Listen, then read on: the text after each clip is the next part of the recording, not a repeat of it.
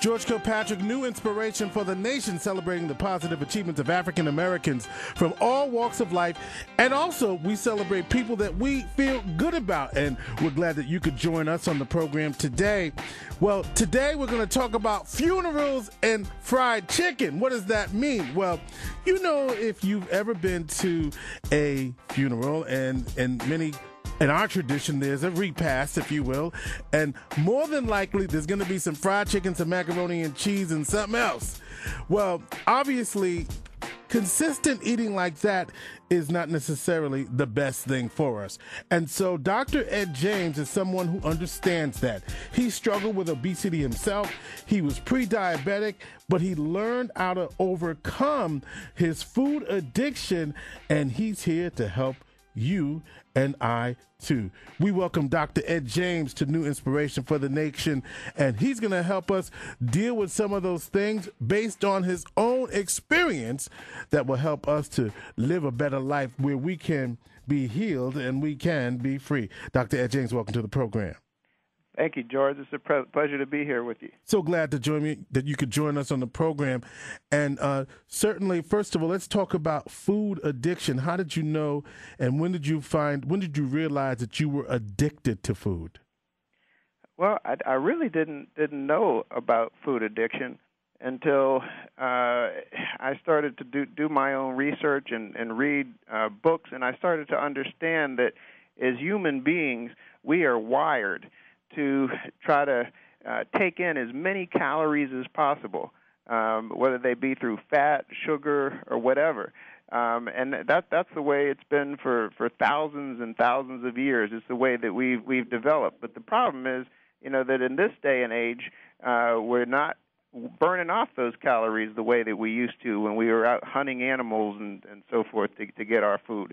And it's just not the same when we're sitting at home, holding our remote, watching the TV, and eating pizza as it was when we used to go out and have to hunt our own food. So that made me, begin to understand this concept of food addiction and why it was that, when certain foods were in my room, in my kitchen, that I just couldn't pass them up. I had to have, whether it be a piece of fried chicken or pizza or whatever.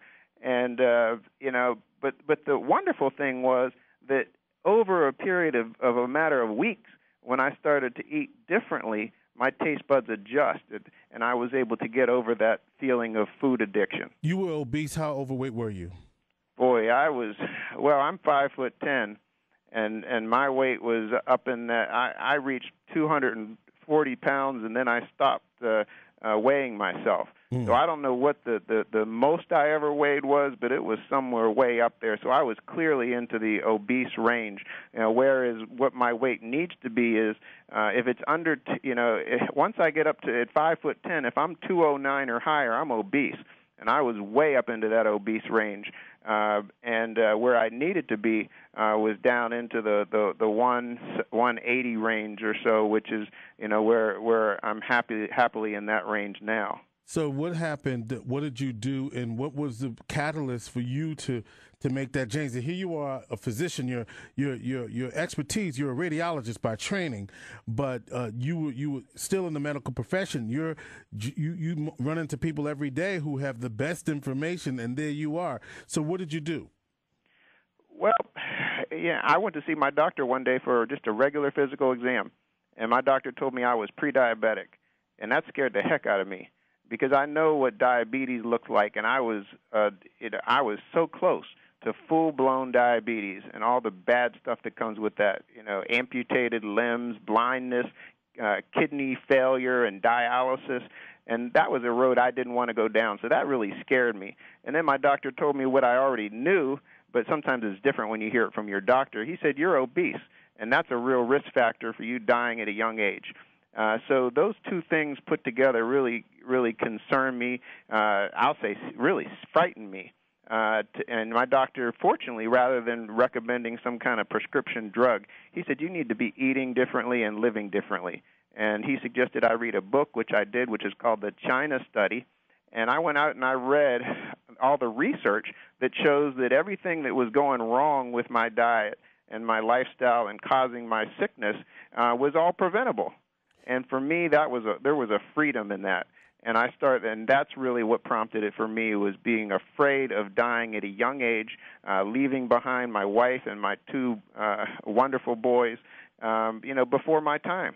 Talking with Dr. Ed James. Dr. Ed James is a food addict, a recovering food addict, if you will. That's right, a recovering food addict. A recovering food addict, struggled with obesity, prediabetes, and learned to retrain his taste buds so that he could lose I'm sure it was over 50, 60 pounds to get to a range that, 80 pounds, obviously, because if you were up at the 240 range and you were down around the 180 range, had to be between 80, 90 pounds you lost by doing some things. And I love, he talks about his show. He has a blog talk radio program called Funerals and Fried Chicken, and he talks about the quote is that we are honoring the deceased in the house of the Lord, but poisoning our bodies with foods likely to contribute to many chronic diseases and perhaps the next funeral. How do we poison our bodies, Dr. Ed James?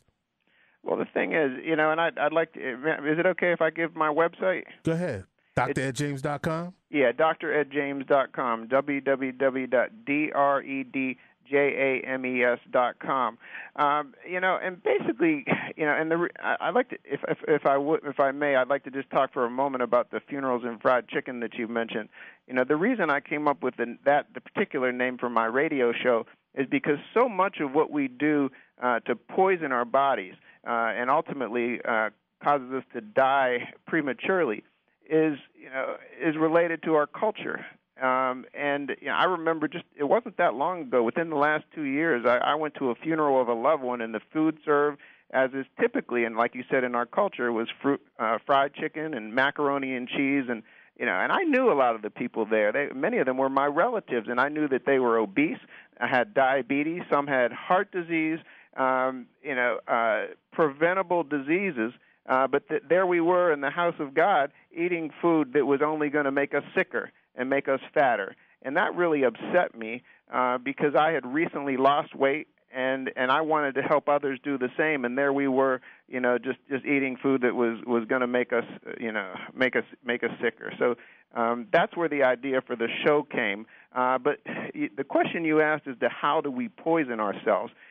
The food that we eat, which tends to be so high, like fried chicken, like pizza with lots of cheese, it tends to be very high in fat. And that fat leads to, our cholesterol levels become high, and we develop plaque, which damages the lining of our blood vessels. Our blood vessels start to narrow, and we develop clot in our blood vessels, such as our heart, and that can cause a heart attack. It can cause stroke.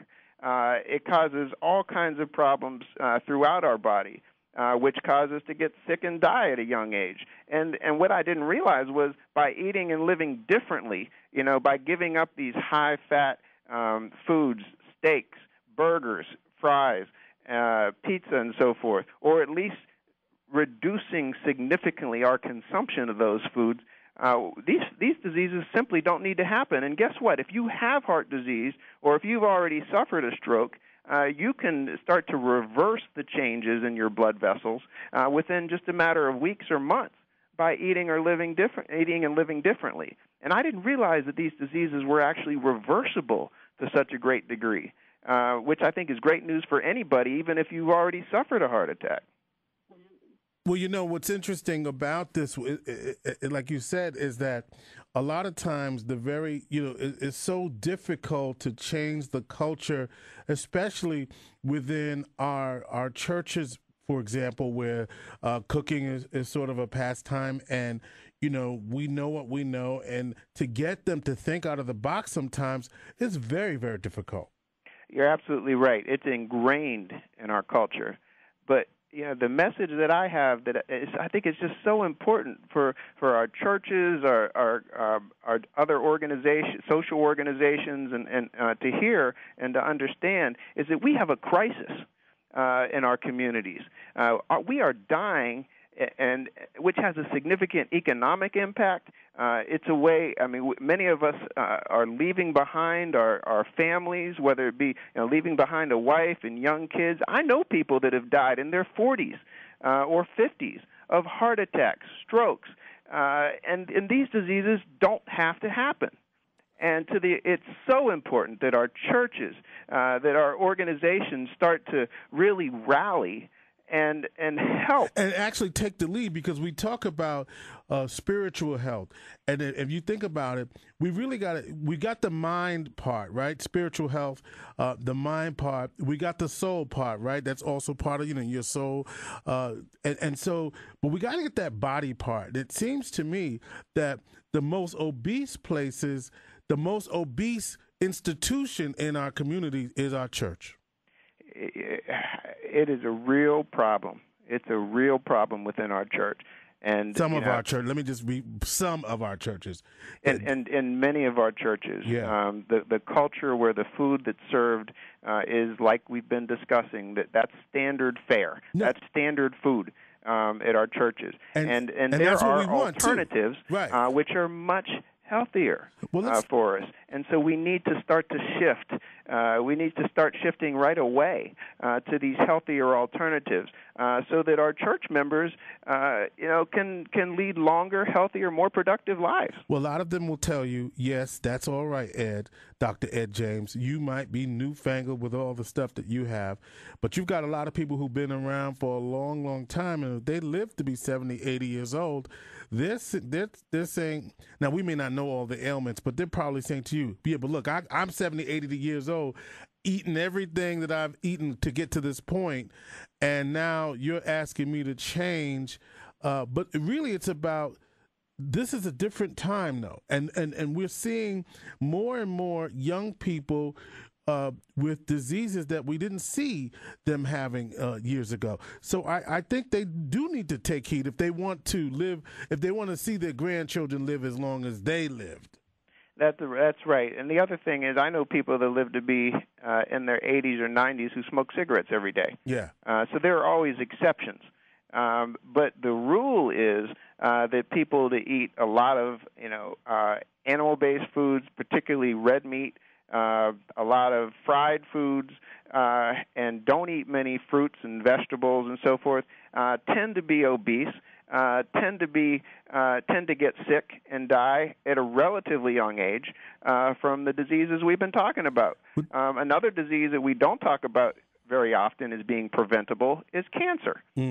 Most cases of the most common cancers, I'm talking about breast cancer, prostate cancer, colorectal cancer, and many, if not probably most cases, are preventable just by the way that we eat and the way that we live. We think of cancer as something that happens to us, that we can't do anything about. And if we get cancer, that's a terrible thing, but there's nothing we could have done. But nothing could be further from the truth. There are cultures in the world where the cancer rates are less than 10% of what they are in the United States. But when those people move to this country, their cancer rates skyrocket to the same rate as Americans. This is not about genes.